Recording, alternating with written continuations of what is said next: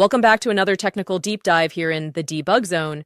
Today we're tackling a big question and breaking it down with insights from other users. Hopefully this clears up some misconceptions and helps you get the answer you need. So buckle up, stay a little curious, and let's jump right in.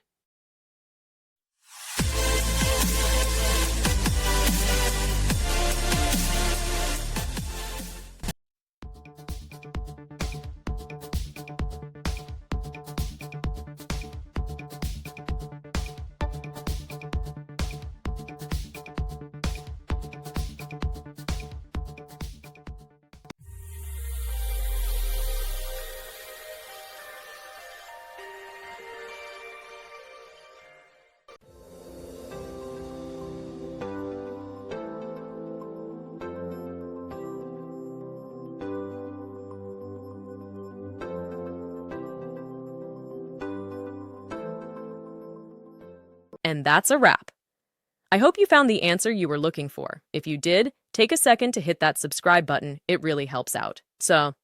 And let me know in the comments which solution worked best for you. See you next time in the debug zone.